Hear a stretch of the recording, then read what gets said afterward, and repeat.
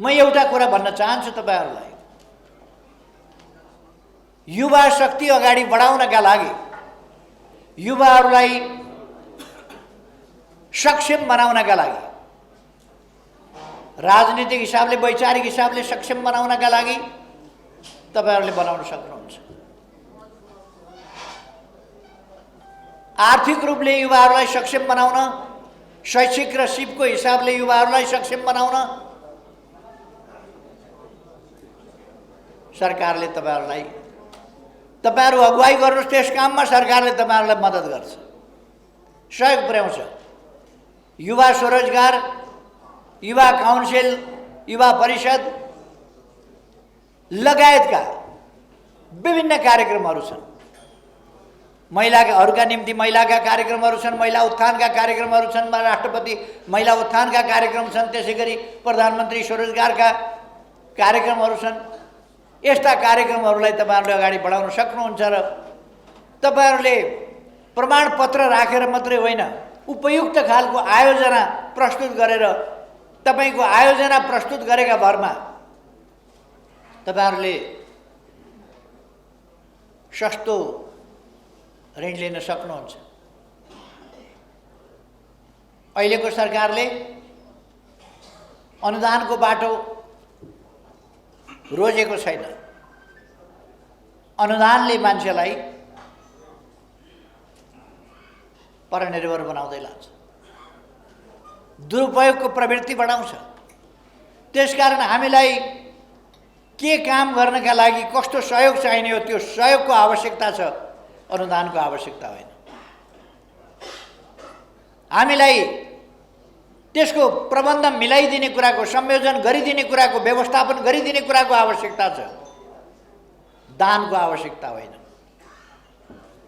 युवाहरू दानका अपेक्षी हुनु हुँदैन। सरकारले गर्ने रचनात्मक सहयोग, उनीहरूलाई रोजगारीका अवसर दिनु पर्यो। रोजगारी गर्नका लागि सिप विकास, व्यावसायिक तालिम आदिका अवसरहरू दिनु पर्यो। व्यवसाय सिर्जना गर्नका निम्ति स्टार्टअप जस्ता कुराहरू त्यसमा दिनु पर्यो। प्रमाणपत्र धितो राखेर ऋण पाउने स्थिति हुनु पर्यो। अथवा अघि मैले भने प्रमाणपत्र मात्रै होइन, योजना प्रस्तुत गरेर तपाईको योजना राम्रो छ भने, दुनियाँमा हामीले देखेका छौं राम्रा योजनाबाट असाधारण काम मान्छेहरूले गर्न सकेका छन्, गर्न सकिन्छ।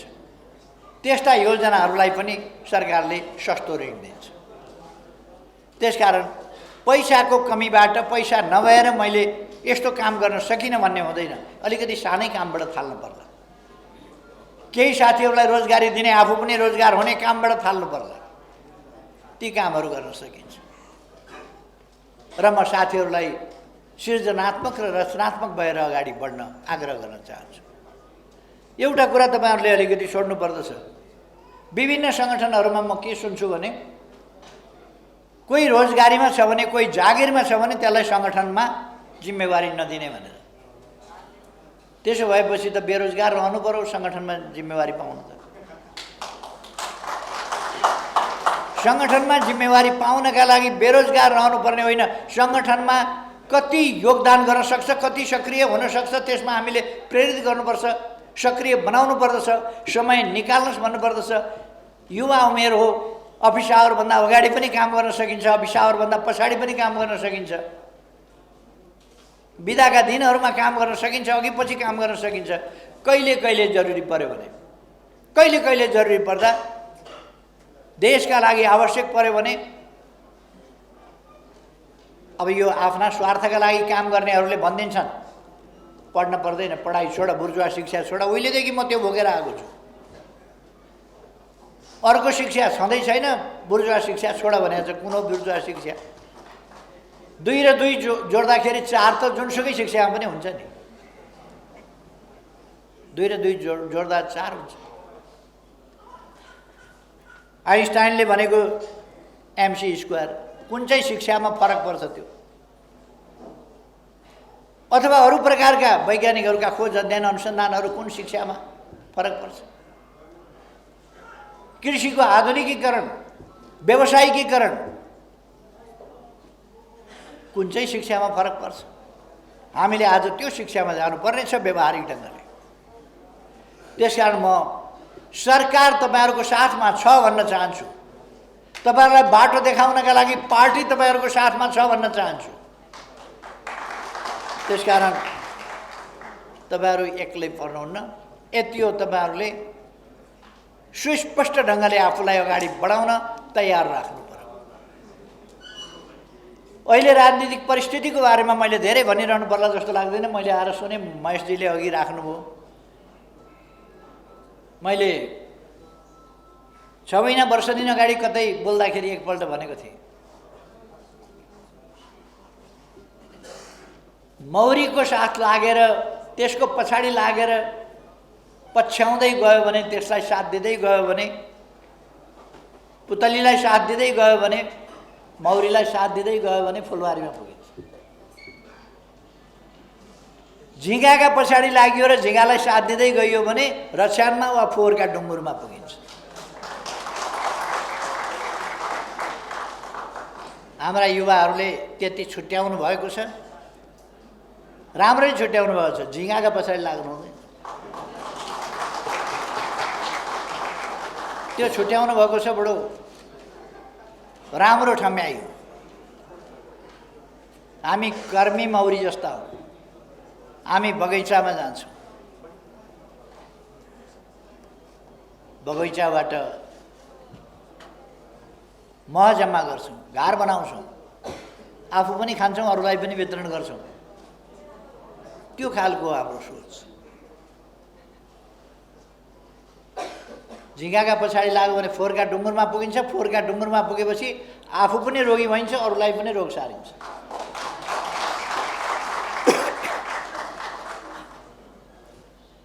अहिले भन्दा धेरै मान्छेले मन पराउँदैनन् यो कुरा, धेरैले मन पराउँदैन। तर अहिले नेपालमा, अहिले आजको दिन नेपालमा पार्टी भन्न लायकको पार्टी एउटा हाम्रो पार्टी मात्रै हो।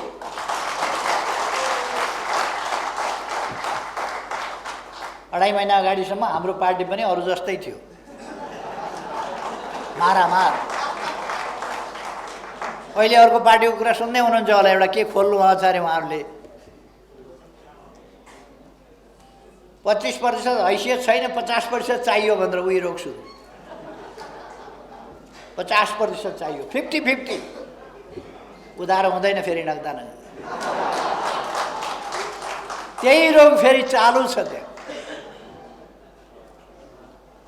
बर्मा गए कर्मासँगै, नेपाल गए कपालसँगै भन्छ। चालु छ, त्यही रोग चालु छ।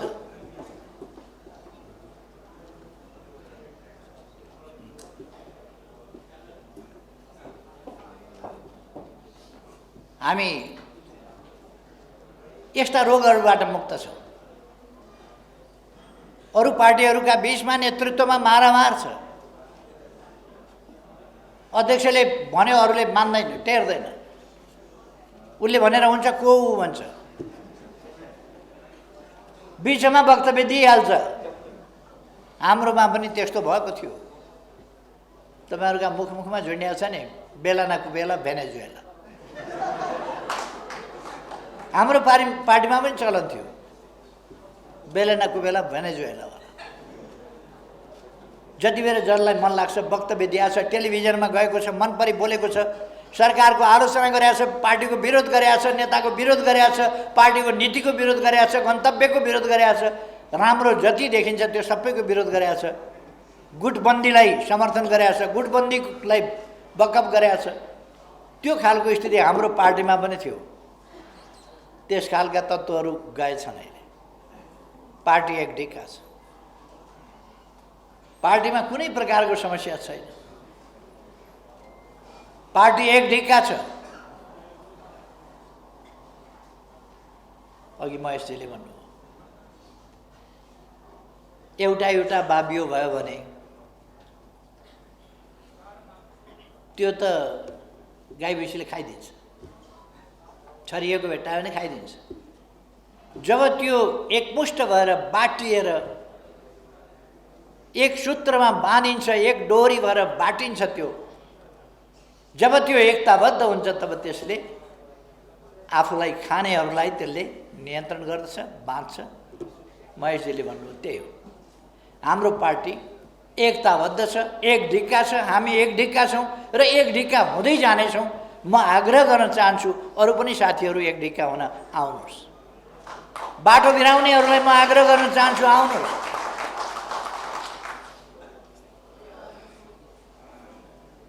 बिचरा प्रचण्डजीको माया लाग्छ मलाई। के खान गएको कहाँ डुबेर मर्यो भने त्यही।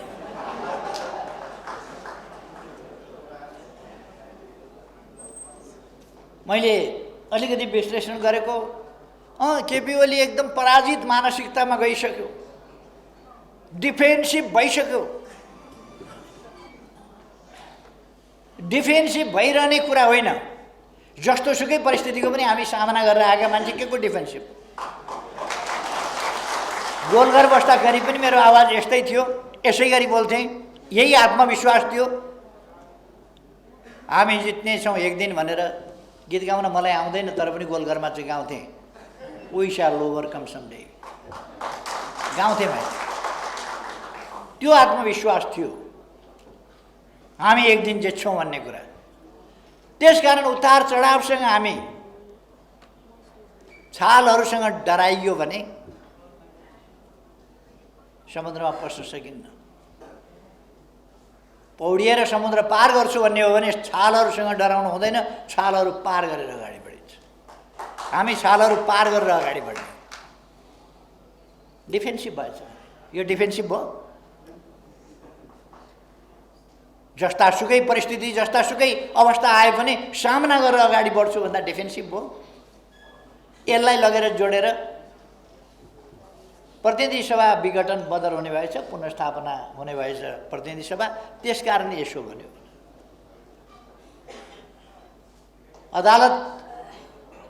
अदालतलाई राम्ररी थाहा छ नि, पुनर्स्थापना भयो भने के हुन्छ अदालतलाई राम्ररी थाहा छैन। पुनर्स्थापना भयो भने प्रचण्डजी बिचरा कथम कदाचित पुनर्स्थापना, हाइपोथेटिकली एकछिन पुनर्स्थापना भयो के हुन्छ त भन्दा प्रचण्डजी र माधव नेपालजी हल बाँधेर प्रधानमन्त्री खोज्न हिँड्नुहुन्छ। कहिले यसो उत्तरतिर लाग्नुहुन्छ, कहिले यसो दक्षिणतिर लाग्नुहुन्छ। प्रधानमन्त्री भइदिनुहोस् न है, त्यति मानिदिनुहोस् न भन्नुहुन्छ सबैले। प्रधानमन्त्री मानिदिनुहोस् न। उहाँहरूको कुनै चान्स छ, कुनै सम्भावना छ उहाँहरूको प्रधानमन्त्री हुने? बिल्कुल छैन। 1% मात्रै होइन कि एक बन्दा तल तल तल कति हुन्छ त्यति पनि छैन। उहाँहरूको छैन। उहाँहरूले बढ्ता लडाइँ जित्नुभयो भने उहाँहरूले प्रधानमन्त्री खोज्दै हिँड्नुपर्ने हो। खोज्दै हिँडेर अन्तिममा मै कहाँ आइपुग्नु भयो।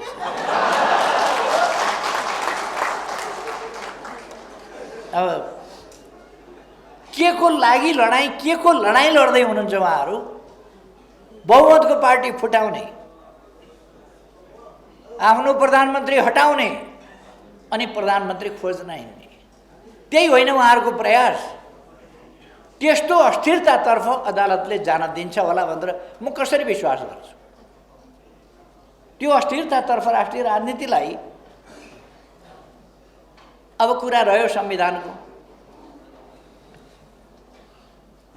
संविधानले के भन्छ त? पार्लियामेन्ट्री सिस्टमले के भन्छ? हाम्रा अभ्यासहरूले के भन्छन्? हाम्रो जस्तै सिस्टम भएका देशहरूका अभ्यासले के भन्छन्? अर्थात् प्रधानमन्त्रीले, बहुमतको प्रधानमन्त्रीले चलाउने वातावरण रहेन भने संसद विघटन गर्छ। अर्को विकल्प छैन। अर्को विकल्प छैन, किनभने 64% प्रतिनिधित्व मैले गर्छु। 64%ले सरकार चलाउन्न भनेपछि 36%ले बहुमत पुर्याउँछ त कहिले? कतिपल्ट गन्दा 36%? 36 जना मान्छे गन्यो भने कतिपल्ट गन्दा 37 हुन्छ? 37 त हुनेवाला छैन। त्यसर्थ यो कुनै भ्रममा पर्नुपर्ने आवश्यकता छैन, अगाडि बढौँ। समयमा चुनाव हुन्छ। सूर्य चिन्ह कसले पाउँछ? कुन सा ठुलो कुरा हो, कुन सा नयाँ कुरा हो? 47 सालमा सूर्य चिन्ह मैले लगेर निर्वाचन आयोगमा दर्ता गरेर अहिलेसम्म म लडिराखेको छु।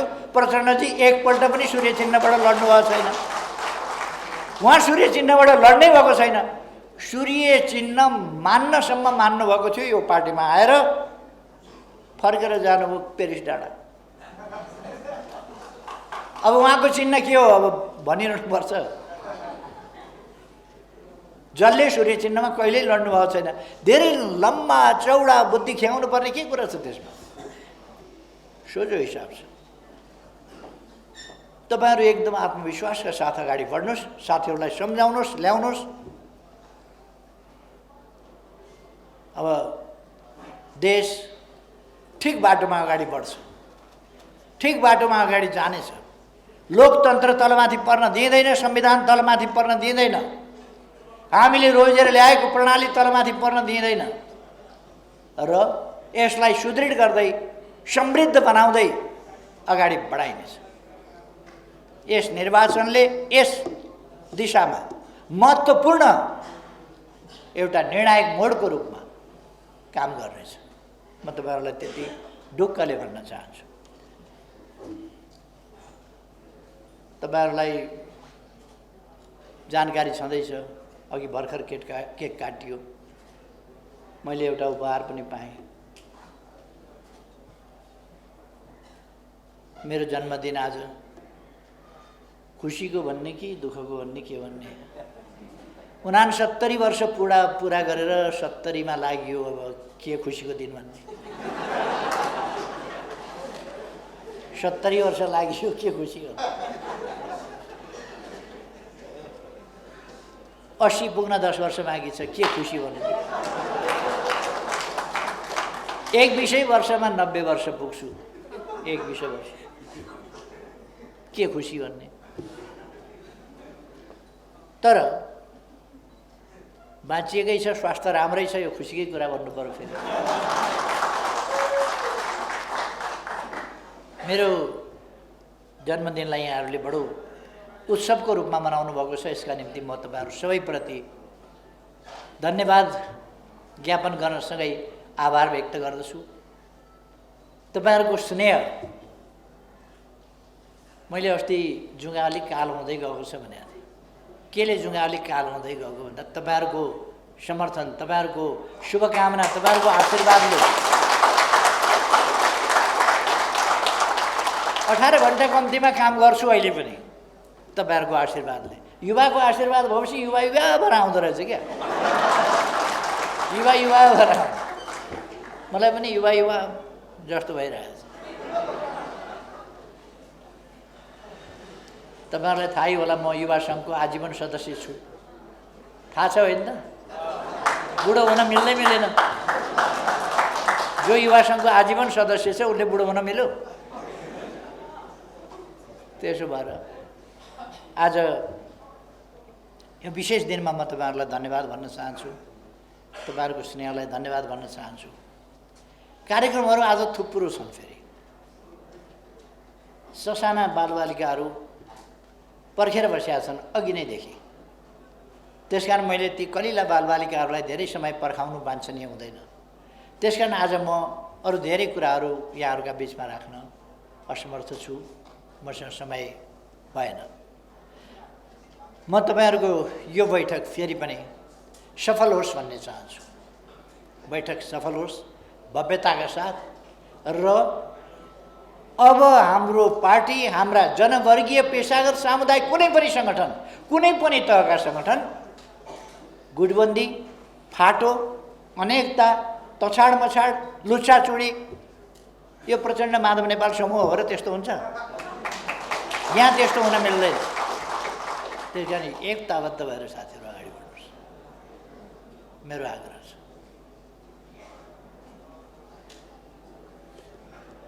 मलाई अब यहाँहरूले बिदा दिनुहुन्छ खुसी साथ भन्ने लागेको छ यहाँबाट। किनभने अरू कार्यक्रमहरूमा धेरै साथीहरू पर्खिनु भएको छ, बालबालिकाहरू पर्खिनु भएको छ। म सबैलाई फेरि एकपल्ट धन्यवाद भन्न चाहन्छु। यहाँ आमन्त्रण गर्नुभयो त्यसका लागि विशेष धन्यवाद छ।